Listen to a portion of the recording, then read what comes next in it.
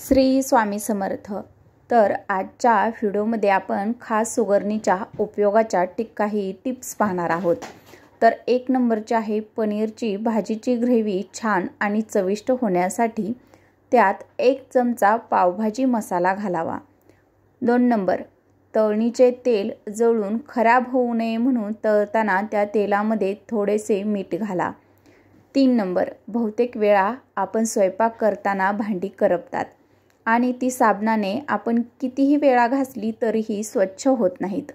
अशा वेळी 2 लिंबाचे तुकडे करून करपलेल्या भांड्यात 10 मिनिटं पाण्यात टाकून ठेवा आणि थोड्या वेळानं साबणानं भांडी घासा। भांडी एकदम स्वच्छ आणि नव्यासारखी होतील।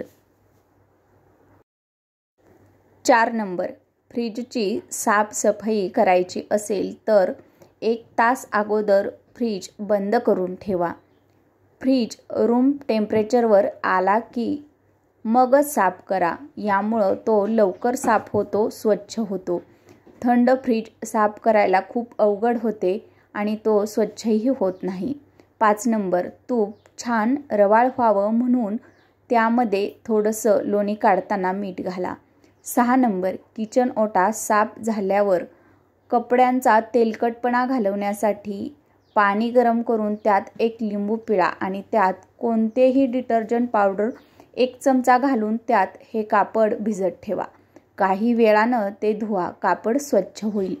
7 नंबर, सिल्कच्या साड्या जशाच्या तशा राहाव्यात यासाठी आपण भरपूर प्रयत्न करत असतो। तर बघा, सिल्कच्या साड्या जशाच्या तशा राहाव्यात यासाठी त्या नेहमी डिटर्जंटमध्ये न धुता त्या शॅम्पूच्या पाण्यात धुवा। 8 नंबर, 2 समान भाग करायचे असतील नारळाचे तर आपले बोट नारळाच्या मधोमध ठेवून नारळ जोरात आपटा। ज्या ठिकाणी बोट ठेवले आहे त्याच भागात नारळ बरोबर फुटेल। 9, काळी द्राक्ष खाल्ल्याने पोट साफ होण्यासाठी मदत होते। 10 नंबर, कोणत्याही फळभाज्या किंवा शिळ्या पडल्या असतील किंवा नरम पडल्या असतील तर रात्रभर मिठाच्या पाण्यात बुडवून ठेवा, सकाळपर्यंत त्यात एकदम ताज्या टवटवीत होतील। तर अशाच नवनवीन टिप्स पाहण्यासाठी Ashwini recipe Marathi and art चॅनलला सबस्क्राईब करा।